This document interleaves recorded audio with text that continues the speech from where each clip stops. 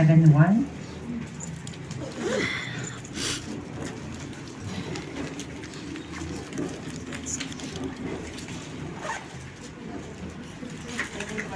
Second Corinthians chapter 7 verse 1.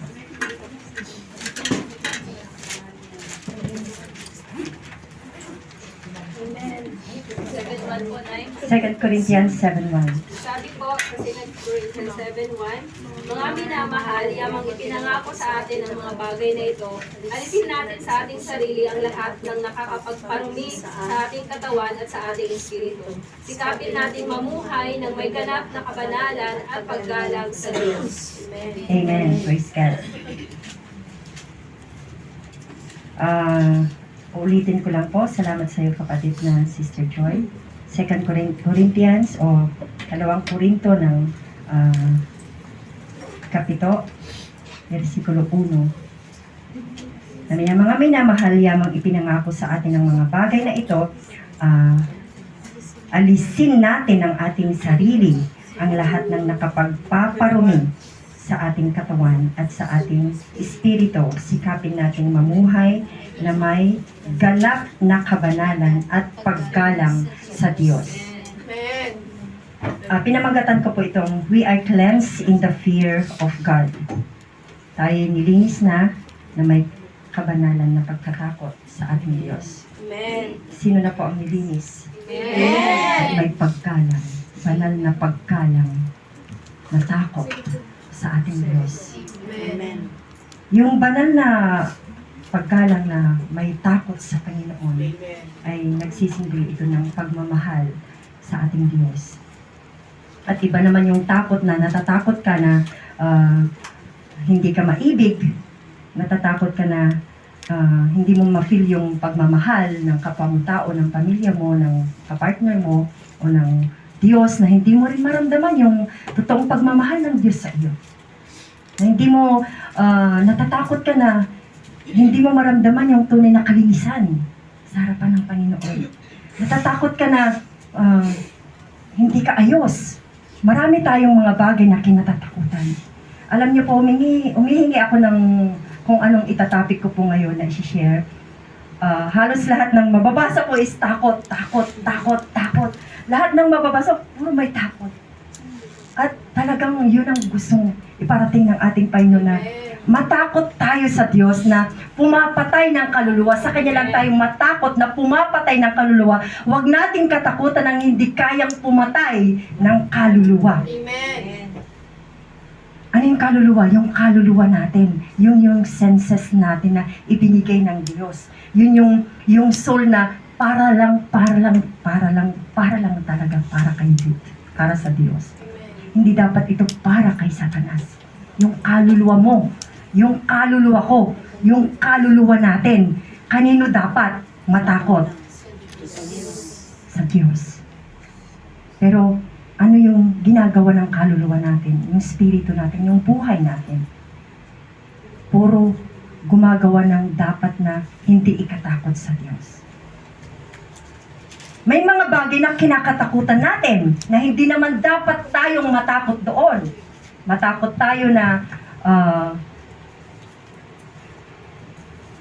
hindi tayo mamahal, mahusgahan. Natatakot tayo na hindi tayo pautangin. Natatakot tayo na hindi tayo mapansin. Natatakot tayo na tayo mabulyawan. Dahil normal nga talaga tayo na tao na may mga ganong pangyayari, karanasan, lalo sa ating mga amo. Na napapagalitan tayo na hindi tayo sanay na napapagalitan sa Pilipinas.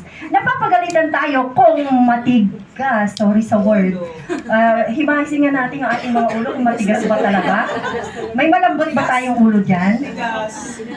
Tigas nga talaga ng ulo ko. Diba? Diba pagka magulang is ayaw nating makinig sa magulang. Ayaw nating makinig sa kaninong paman na nakakatanda, sa mga lola, lalo yung mga lola. Ako, masalita. Ang malay.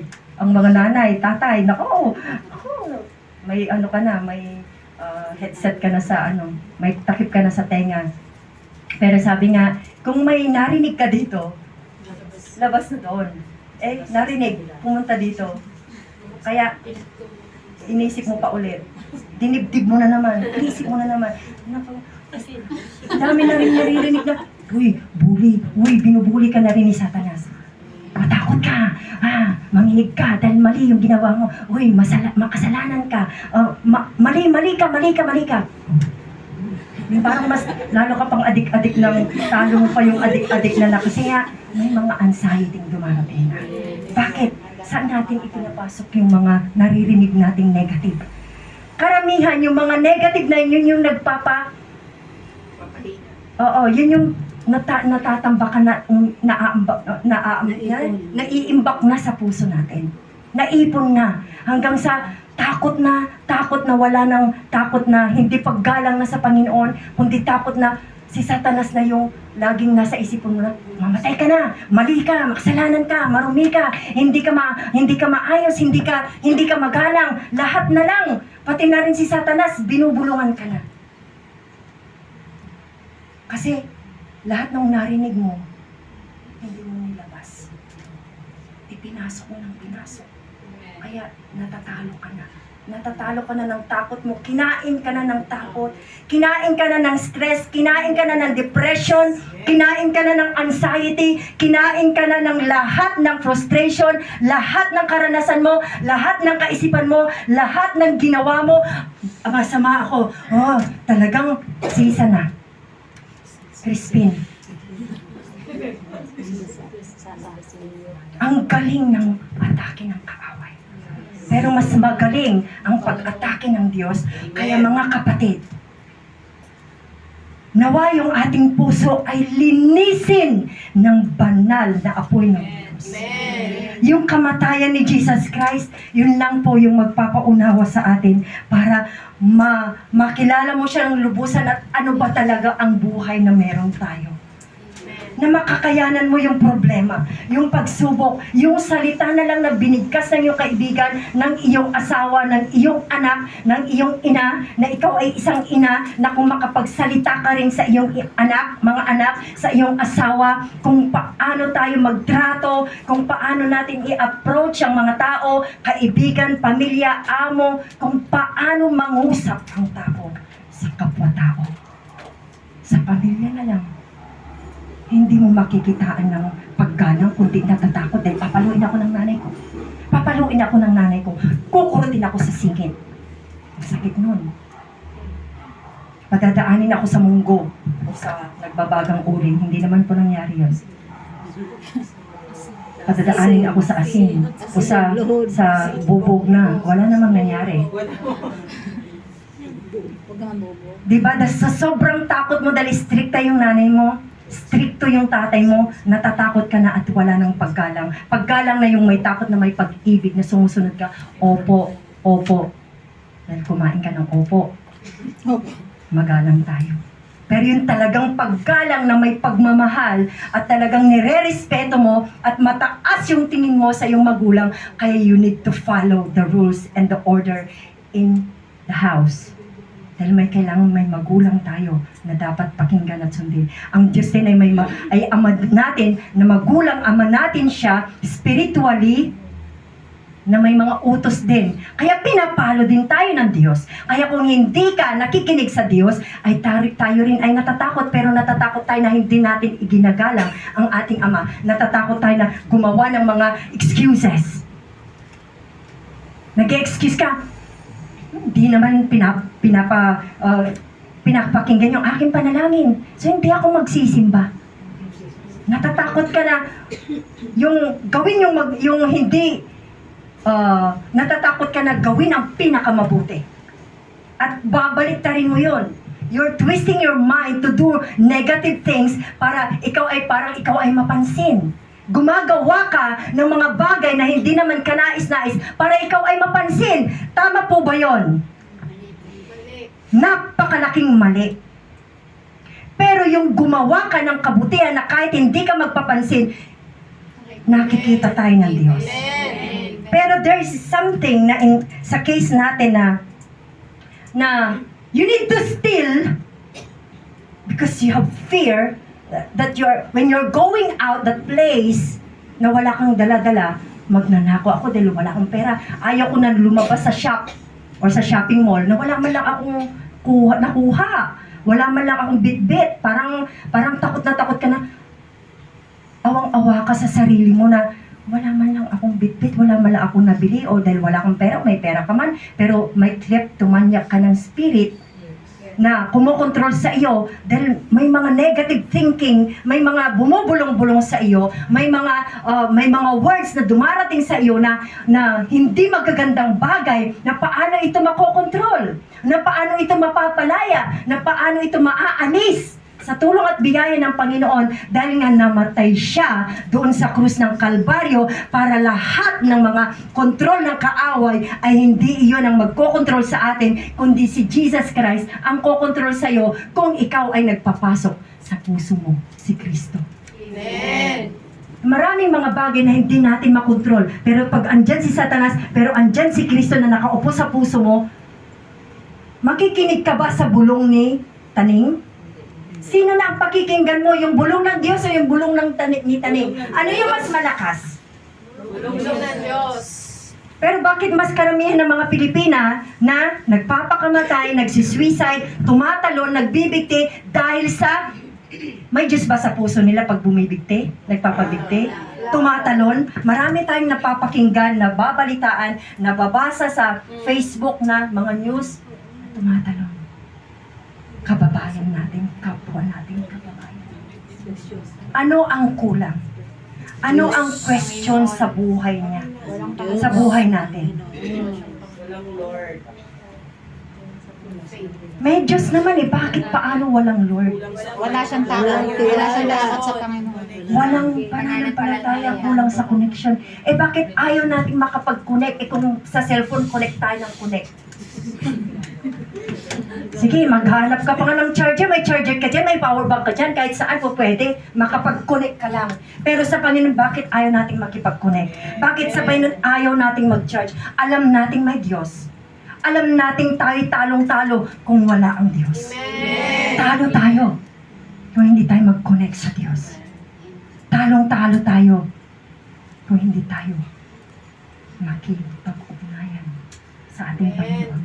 Kaya maraming napapahamak ng kaluluwa na buhay na hindi ganun ka-intact yung relasyon sa ating Panginoon. Nakakatakot. Nakakatakot. Tignan ng mundo na wala at kulang sa buhay niya ay ang Diyos. Na bagamat naandyan ang Diyos, narito ang Panginoon, pero ayaw natin buksan ang ating isipan, ayaw nating pakinggan ang sinasabi ng salita ng ating Diyos. Kahabag-habag na kaluluwa, kahabag-habag na buhay, kung saan patutungo ito. Kinitil ang buhay na wala pa sa oras na ang Diyos dapat ang kukuha. It's not about time, but you did your time. Last breath. But the breath was given is God. Pero paano? Anong saysay na ibinigay ng Diyos na hindi mo pinahalagahan yung buhay na yan? Na siya na yung namatay. Hindi ka na dapat mamatay pa na patayin yung sarili mo. Namatay na siya. Hindi ka na dapat mamatay. Mamamatay tayo, lahat tayo mamamatay. Depende na lang kung kukunin pa tayong buhay ang Diyos. In a twinkling of an eye, dadagitin ka ng Espiritu ng Diyos ng hangin at lilipad ka na lang buhay na buhay, kapiling ng Panginoon. Sino may gusto ng ganon? Amen. Si Elijah, kinuha siya, example po yun. Nirapture siya in a twinkling, di ba? Sa isang pikit mata. Sa pagsikit mata, isang kisat mata. Kung kumislap na kayo. Ganyan nyo? Nasa langit na siya. How powerful our God is. How powerful yung kamatayan din ni Jesus Christ. He cleansed us from all our sins. Yung mga kasalanan na yan, yun yung bumabaon na hindi mo ma-release. Yun yung hindi ka mapalaya. Nagalit ang nanay mo, nagalit ang tatay mo, lahat na sila para kang binagsakan ng langit at ang lupa'y talagang bumagsak ka. Pero hindi naman po yun ang nais ng Panginoon. Sa mundo, yun yung pananaw ng mundo. Pero ang pananaw ng Diyos sa iyo, mapalad ka, minahal ka, pinatawad ka, kaya kailangan matakot ka sa Diyos na may likha, nagbigay ng buhay sa bawat isa sa atin. The Word of God is living and active. Makapangyarihan ng salita ng Diyos. Papasukin mo sa puso mo, sa isipan mo. Sipsipin ng isipan natin. Yakapin ng puso natin ang salita ng Diyos. Yung pag-alala natin nung naipako sa krus. Kaya nga naipako na siya sa krus para sa iyo. Dahil sa aking kasalanan. Dahil sa aking karumihan, naipako si Kristo. Dahil sa iyo, sa ating lahat, naipako si Kristo. Meron ba ditong hindi dahilan na ako yung naipako si Kristo? Meron bang aamin dito? Hindi ako. Hindi na pa ako si Kristo dahil sa aking kasalanan. Wala akong kasalanan. Hey! Huwag kang dyan. Mamagaling-magaling. Huwag kang magbabanal-banalan at maging matuwid-tuwid dyan. Sa Roma 3:23, sa Roma 6:23, lahat ay tayo ay makasalanan. Sino dito walang kasalanan? Magtaas ng kamay. Buti na lang alam po natin na makasalanan tayo. Sino dito ang malinis? Nilinis tayo ng banal na dugo ni Kristo. Sinong naniniwala ditong malinis na? O ayaw magtaas ng kamay kasi hindi naniniwala. Yun minsan yung parang sa mga negatibo, napaka-open. Bukas na bukas yung dilat na dilat yung alam na pero yung doon sa kabutihan talagang walang namulat. Talagang yun yung minsan yung hindi maganda sa isang tao na hindi siya bukas. Pero Facebook open bukas. Bukas ba yung puso natin? Sarado. Close book tayo. But in God, we are open book. Kaya nga ignagawa yung Facebook Ay, ang daming gumagamit ng face-to-face tayo. Book ng face. Pero yung Biblia, walang mabuksang katalata. Kahit ganyan. For God so loved the world, gayon na lamang ang pagsinta ng Diyos. Ang sino mang sumampalataya ay hindi mapahamak, kundi magkaroon ng buhay na walang hanggan. Minsan hindi masabi pa yung buhay na walang hanggan Kasi walang kaalam-alam. Kanino nagmula ka? Na buhay. Wala akong alam. May buhay ako. Hindi ko alam. Walang nagturo. Mga magulang wala ring alam. Bakit? Wala tayong kaalam-alam. Pero ngayon, nalaman mo na. Kahit sa Facebook, ang dami ng mga word of God. Ang dami ng mga salita ng Diyos para ikaw matamaan. Para ikaw ay mauntog at magising-gising at baka na-amnesia ka na. At wala ka ng pakiramdam. At wala ka ng muwang sa buhay na wala na. Nabagok ka, kaya minsan binabagok, inuuntog tayo ng Diyos para magising-gising. Pag may earthquake, nililindol na, liyayanig na tayo ng Panginoon. Tsaka ka lang, may Diyos. Diba? Yung mga bagay na tayo, hindi tayo, yung karunungan ng sanlibutan, yun ang gustong-gusto natin. TV! Yay! Maninunod kami, yay! Papasyal kami, yay! Enjoy! Enjoy to the max. Enjoy to the world. Yay! Magbasa tayo ng Biblia. Yung mukha, walang pagpapahalaga, walang takot sa Diyos, walang kakitaan at takot. Manalangin tayo. Iskapo, takbo. Tara, tayo, punta tayo ng flower shop. Magpipray tayo. Ay, flower show pala. Punta ko lang flower shop. Tignan mo, hindi ko rin alam yung show pala. Mali na ako doon. Diba, punta tayo flower shop, show pala yun. Magpipray tayo. may lakad ako, may date ako. Pupunta ako ng bar. Iinom ako ng... Kailangan may ka-date. Social. Walang katakot-takot, sige. Hindi, imimit ko yung gwapo doon na mayaman. Kasi yung asawa ko doon. Walang takot.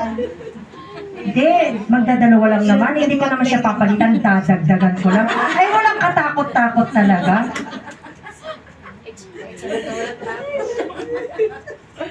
Pwede naman eh. Sa Biblia nga meron.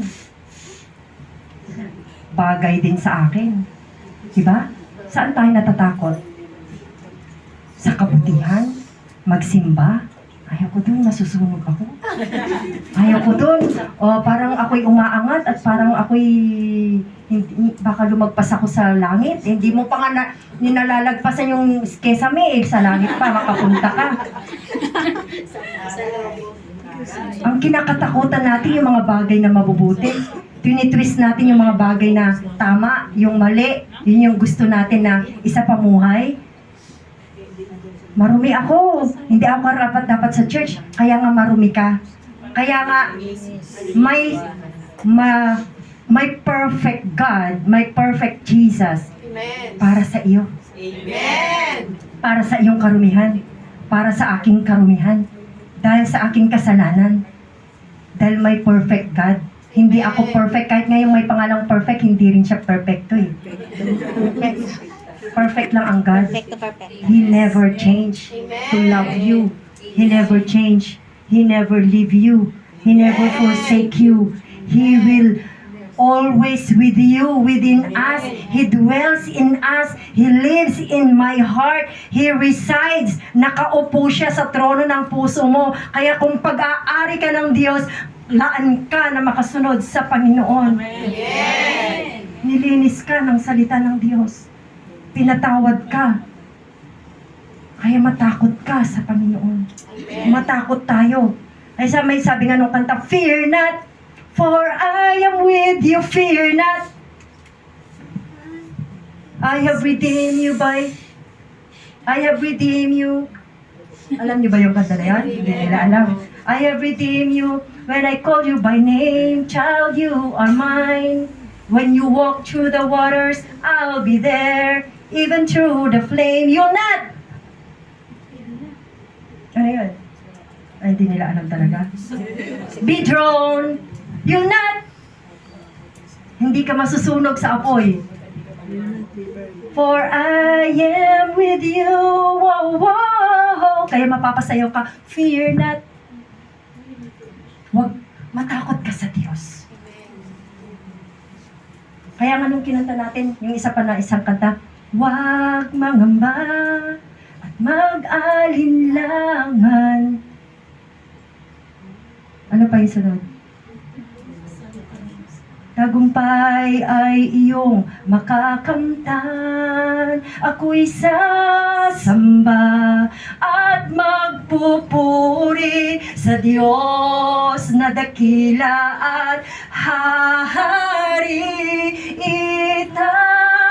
Itataas ang pangalan niya, ang Diyos na dakila. Na huwag kang mangamba.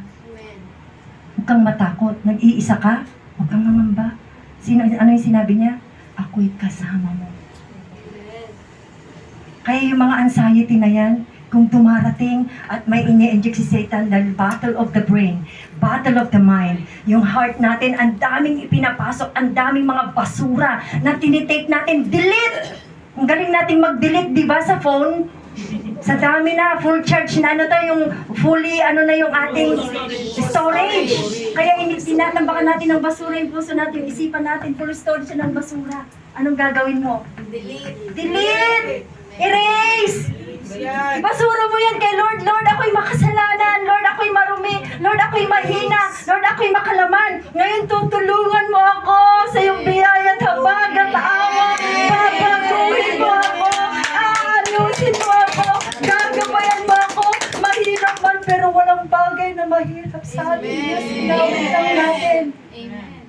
Walang bagay na imposible sa ating Panginoon. Kaya kaya kang baguhin, kaya kang ayusin, kaya kang pagandahin sa harapan ng Panginoon. Kung sa tingin ni kaaway, isa tanan si tanig ang pangit-pangit mo sa harapan ng Panginoon. Pero gusto ng Diyos mapaganda ka. Ikaw ay naglilingling, ikaw ay nagliliwanag, ikaw ay nagpupuri sa Panginoon. O Panginoon, kay buti mo sa bawat oras, sa bawat araw, pinupuri kita, pinapasalamatan kita, sinasamba kita. Yun ang tunay. Amen. Kaya tumatalsik yun si anxiety. Tumatalbog si stress. Tumatalbog si frustration. Tumatalbog yung mga negative. Bakit? Inayos ka ng Panginoon. Nirepair tayo ng Panginoon. Minahal tayo ng Diyos. Kung you are broken into pieces, God wants you to be broken into pieces. You want to be, para mag-shine. Diba? Diba yung vase, yung basag na vase na glass? Binubuo yan. Para tayong katulad ng basag na glass. Pero minumol tayo ng Panginoon, hinuhubog tayo ng Diyos in His Word para ikaw ay mapagandang muli. Sirang-sira na tayo at pilit na sinisira ni Satanas. At pilit na binababa tayo ni Satanas. Pilit na pinupul tayo ni Satanas down sa kanyang kapangyarihan sa impyerno. Don't allow, my sisters. Huwag mong hayaan na ikay aapak-apakan, dudurog-durugin ni Satanas. Makapangyarihan kayang kinanta natin, for the Lord is my tower, and He gives me the power to tear down the works of the enemy. In a difficult hour, He will crush the devourer and bring the powers of darkness underneath my feet. Apakan mo si Satanas! Apakan mo! Yung paa mo, durugin mo siya! Hindi kayo dudurugin! Sino dudurugin mo? Si Satanas! Hallelujah! Pagod ako doon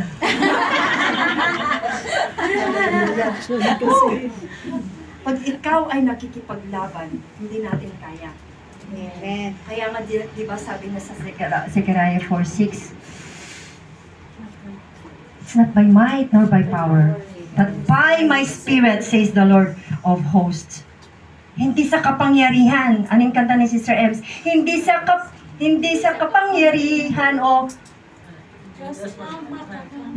hindi sa hindi sa kapangyarihan o naluyong, ano yan?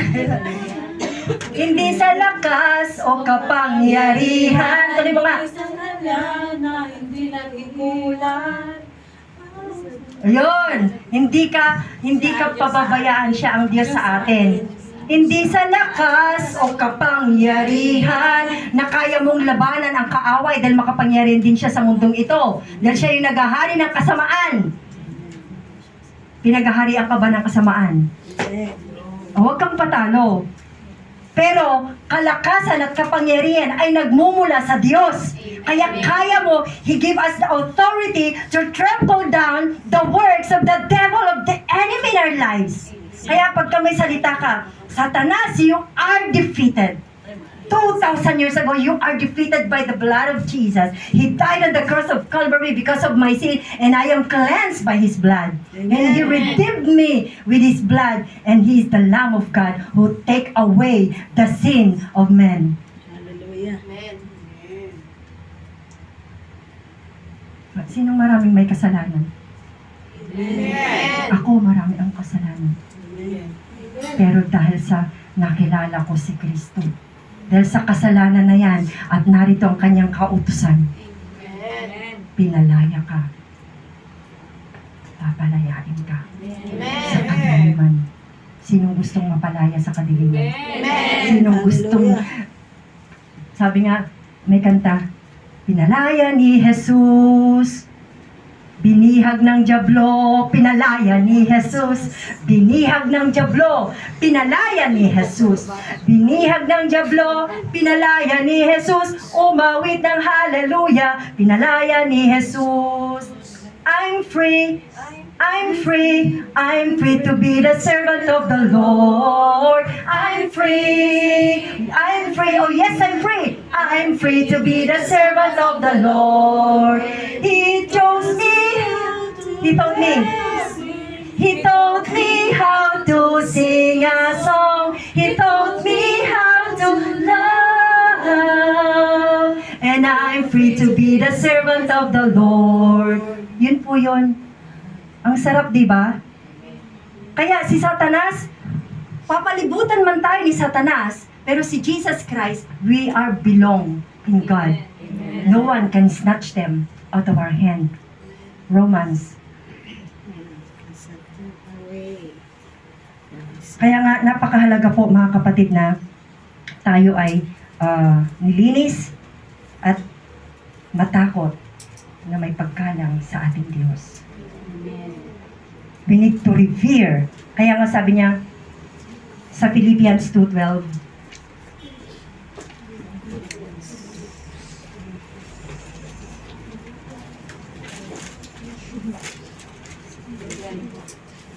Philippians 2:12, yung sino nga pong nakaunang makakita? Philippians 2:12. Kaya nga, mga minamahal, tulad ng inyong buong pusong pagsunod noong ako'y kasama pa ninyo, lalo kayong maging masunurin ngayong ako'y malayo sa inyo. Sumigapan. Pag sumikapan ninyong maging ganap ang inyong kaligtasan na may kalubusang paggalang at pag-ibig sa Amen. Sabi niya sa ibang translation sa English, work out your salvation with trembling and fear. May panginginig at takot. Yung pagtrabahuin mo yung kaligtasan mo sa Panginoon na may panginginig at takot sa Panginoon. Ibig sabihin yung may takot at panginginig, paggalang mo sa makapangyarihang Diyos na may likha sa bawat isa sa atin. Dahil He is the King of Kings and Lord of Lords, and God is the powerful in your life. Amen. Manginig ka sa bawat pagkakasala mo. Pinatawad ka at minahal ng ating Diyos. Glory. Tinanggap ka, naligtas ka, na dapat sa impyerno tayo. Pero pinagbayaran ni Jesucristo ang lahat para sa atin. Amen. Nawa mga kapatid, hindi mawalan ng saysay yung aking pagsasalita. Amen. Nawa mga kapatid, magkaroon yung buhay, yung Espiritu ng Diyos, makapangusap sa bawat isa sa atin. Amen. Yun po ang gusto ng Panginoon. Sa Hebreo po, sabi niya, Hebreo expression for being awed by the goodness of God. Every Ganito, hindi, yung mga Hebreo, yung mga taon sa Hebrew, hindi po sa Santiago. Ano daw? Hebreo. Ayan, yung mga Hebrews na taos doon sa mga Galilee, they express they owed yung paggalang nila, yung fear of God, nag-express sila yung owed, yung talagang naninikluhod talagang, di ba, yung yung nandyan yung kagalang-galang na tao, talagang naninikluhod ka ng ganyan, di ba? Paggalang mo yun. Ganon din tayo sa Diyos. Ganon ang mga Hebrew. Ginagalang nila, lubos na may banal na pagkatakot. Dahil alam nila kung sino ang Diyos. Kaya nga yung example kay Moises, nung siya ay binigyan ng, ang Diyos ay binigyan si Moses, siya yung pinagkalooban yung sa Ten Commandments sa Exodus chapter 20 na naisulat yung Ten Commandments. Pero yung mga Israelita na galing sa Ehipto, na sila ay dumaan sa dagat at tinuyo ng Panginoon, naging matigas ang mga ulo nila. Naging pasaway. at hindi nila iginalang ang Panginoon. Dahil si Moises ay pumunta sa bundok ng Sinai, nakipag-ugnayan siya sa Panginoon, at dahil siya nakipag-ugnayan sa Panginoon, pagbaba niya ay talagang sobrang nagniningning, nagliliwanag ang mukha dahil nakita niya ang presensya. Nakipag-ugnayan siya sa presensya ng Diyos. Kaya kung magsalita si Moises ay ganun na lamang. Very authority, very talagang napakatindi.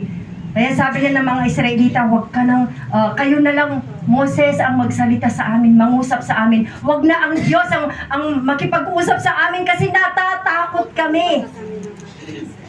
Mamamatay kami pag narinig namin yung tinig ng Diyos. Bakit? Banal ang Diyos. Kaya ang mga tao na binigyan niya ng buhay ay matakot tayo.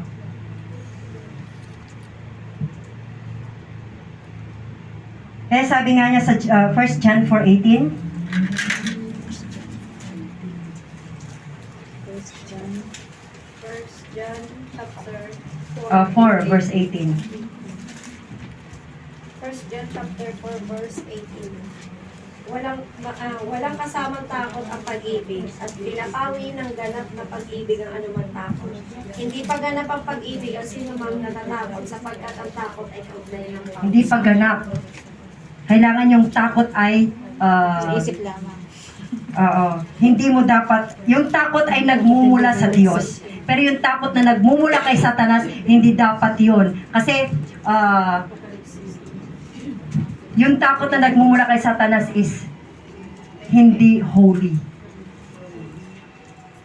Pero yung takot na nagmumula sa Diyos ay banal na pagkatakot.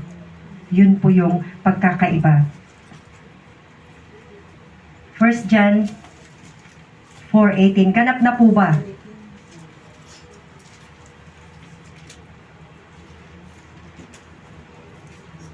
Dali lang, ulitin ko lang po. 1 John 4:18.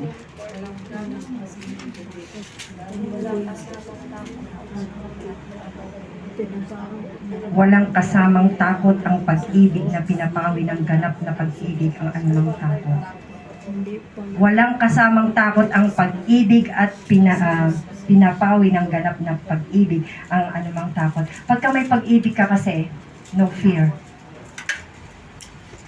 Sino may pag-ibig dyan sa puso niya? Amen. Pero pag may galit ka, ay, lahat tayo, madali tayong madali niya, mainis. Ayun, nung nagsalita ako ng mainis, narinig ako ng teacher ko sa Bible School. Nag-mission kami sa Batangas, nasa loob kami ng bus ng Bible School bus. Nakakainis. Narinig ako ng teacher ko, si Ma'am Mining. Sino may teacher dito kay Ma'am Mining? Ay, hindi niyo teacher si Ma'am Mining. Siya po kasi yung advisor namin sa Bible School po. Yung mga estudyante ng Bible School dyan, hindi nila naging teacher. Nagsalita lang ako nakakainis. Pagka Kristiyano ka na, hindi ka na nagsasalita ng nakakainis. Sino pa yung nagsasalita na dito na nakakainis? Kakaasar. Hindi ka na dapat naaasar. Kakabagot. Hindi ka na dapat nababagot. Anak ka ni Kristo, may nababagot ba? Nababoard naman ako. Hindi mo kailangan maboard. Kasi may Kristo ka, masaya ka. May kagalakan ka, may kapayapaan ka, panatag ka. Kakainis talaga eh.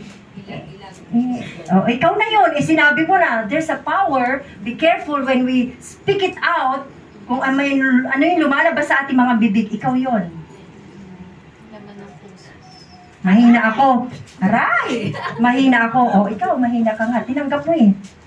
There's a power. When you confess any word that comes into your mouth, there is power. So be careful, little mouth, little tongue, what you say. Ikaw yon. Pero pag sinabi malakas ako, ikaw yon, malakas ka. Sinabi mo yun eh. Mayaman ako kahit wala kang pera, mayaman ka dahil mayaman ang Diyos mo na makapangyarihan na gumawa ng langit at ng lupa. So there is power. Confess. I declare and I declare that I am a child of God. Hindi ako anak ng Diyos. Sinabi mo, hindi ka anak ng Diyos. Kanino ka anak? Kita, Satanas. Yun lang yun eh. Hindi mo naman pahirapan pa yung sarili mo at isipan mo na, ano ba ako? Ano bang ginagawa mo? Ano ba iniisip mo? Ano bang nilalakaran mo? Ano bang sinasabi mo? Ano bang pinapakinggan mo? Manood ka na kung ano-ano. Eh di natakot ka. Kung ano yung sinesearch mo, sige, search tayo ng search. May sakit, paano pa tayo mag-cure? Eh, kung nagbasa ka ng Bible, ala, ganito pala. Okay din naman. Sa ikabubuti mo din naman. Pero yun na lang naisip, ala, mamamatay na ako. Buhay ko. Tinakot ka na lalo. Kinain ko kasi. Eh di, mag-ingat ka na. Ayusin mo na habang may panahon pa. Diba? Eh di, magpaayos ka kay Lord. Wala, matataningan na ako. Ay, yung cancer, binuhay pa nga eh. Diba? O, Sister Mildred, kahit na tayo, namagay yung mukha ko. Doktor! Yung siya hindi eh, no? I need to give you drops in your eye. No? I'm healed. Diba? Bakit? You have faith. Amen.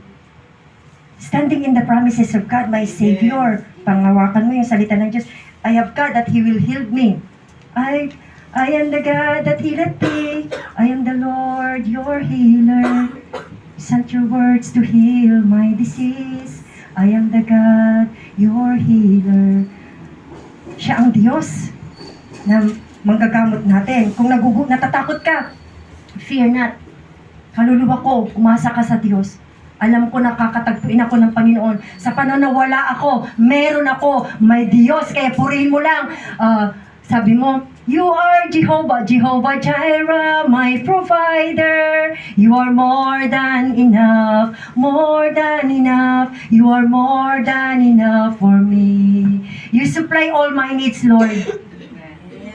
Eh di kung yun ang sinabi mo, ay tuwang-tuwang anak ang ama mo sa langit. Anak ko yun. Naniniwala siya sa salita ko. Hindi yung sinasabi ni Satanas, magpakamatay ka na, o nakinig ka naman doon. Ang bilis, no?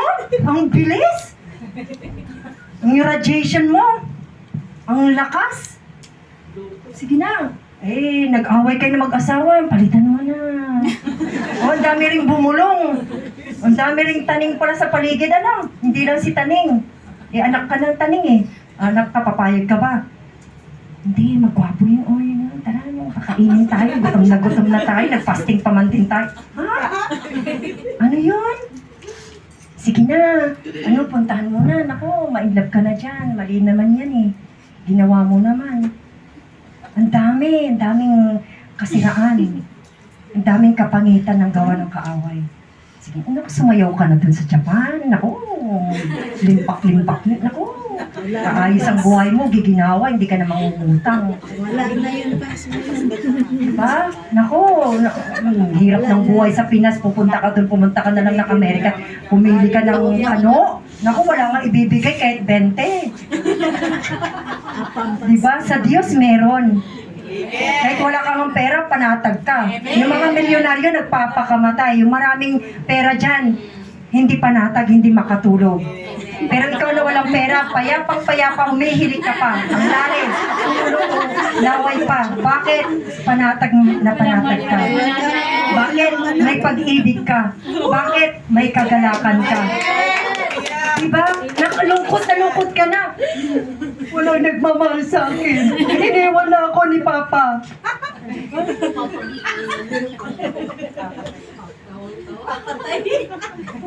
Eh, may nangako hindi siya nang iiwan, kasama nga natin siya. Minahal pa nga niya tayo ng lubos forever. Namatay siya. Nagpakamatay na ba para sa iyong asawa?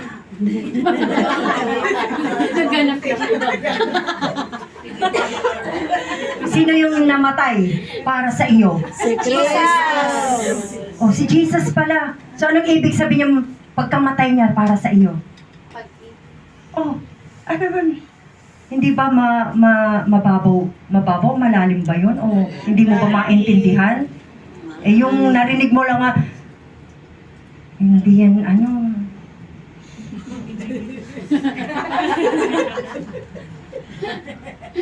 nag-isip ka na, bilis. Pero yung pagmamalabay, hindi mo pinag-isipan na, manalangin ka. Galit ka pa kung pag sinabing mga nalangin, ikaw na nga nangangailangan, ikaw pa yung nagmamagaling. Ikaw pa yung mayabang. Ayaw mo pang lumapit, makasalanan ako. Lumapit ka na. Pagka may ganun, pilitin mo na yung sarili mo. Yung prodigal son, he realized, I have made mistake. I've sinned in my father. in the earth, in this earth. I've seen in my God, the Father in heaven. I realize, yung mana ng tatay ko, kinuha ko buhay pa lang, di pa lang siya patay. Pero pinag-party-party ko na, lumayo-layo ako. Tapos pati pagkain pala ng baboy, kumakain na rin siya. Ganon katindi si Satanas sa atin. Sisirain ka ng takot. Pero yung takot na nagmumula sa Diyos, bubuhayin ka. Kapiling ng Diyos. Hallelujah. Ano ang gusto natin mga kapatid? Ano pa ang pwede nating pag-usapan para sa Panginoon?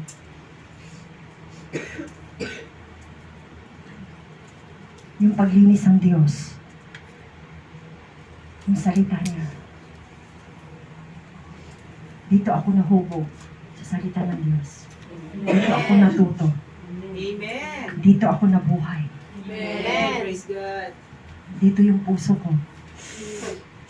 Dito yung isipan ko na gustong-gusto kong mapalaya, gustong-gusto kong matuto, gusto kong maranasan ng Panginoon. Amen. Na kapag tumibok yung puso mo, sana ganun din sa salita ng Diyos.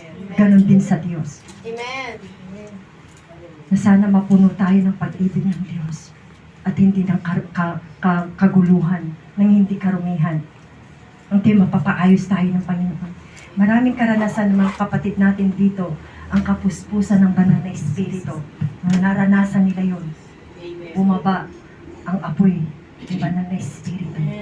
Kahit yung asawa nila sa Pilipinas na nanloloko, napatawad nila. Natanggap nila.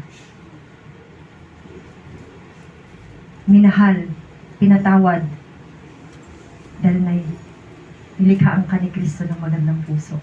Amen. Nilikhaan ka ni Kristo ng magandang isipan. Magpapatawad ka. Matatawarin mo yung sarili mo. Una, ako Panginoon,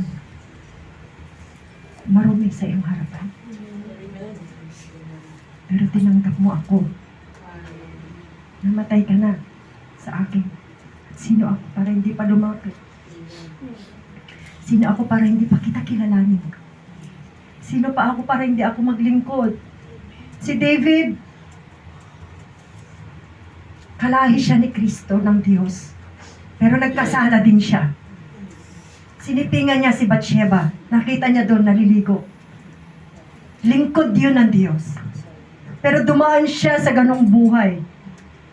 Nangyari ang nangyari na hindi dapat mangyari. Sinipingan niya at nagkaroon sila ng anak. At yung anak niya, namatay. Ano yung pagkakamali doon? May asawa si Bathsheba. Si Urias, nakipagdigma, pinapatay niya.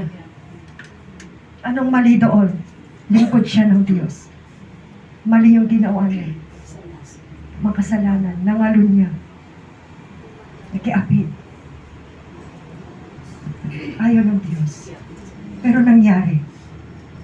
Pinapakita ng Diyos sa anumang kasalanan, sa anumang karumihan, kaya tayong tanggapin ng Panginoon. Amen. Tayo, manghuhusga tayo. Pero si Kristo, tatanggapin ka niya. Amen. Yung prostitute, mababa ang lipad. Tinanong siya, nagtanong ang Lord sa kanila, sa mga eskriba, sa mga pariseyo, nahuli nila na nakikiapid. Ito makasalanan, nahuli namin gumagawa ng kasalanan. Anong gagawin namin? Babatuhin natin dahil makasalanan. Binabato ang mga prostitute. Dahil kasiraan yun sa bayan. Sakit, espiritu ng kaaway. Kaya pag may lahi tayong mga ganyan, mabigat sa buhay. Hindi gumaan ang kasalanan. Mabigat ang kasalanan.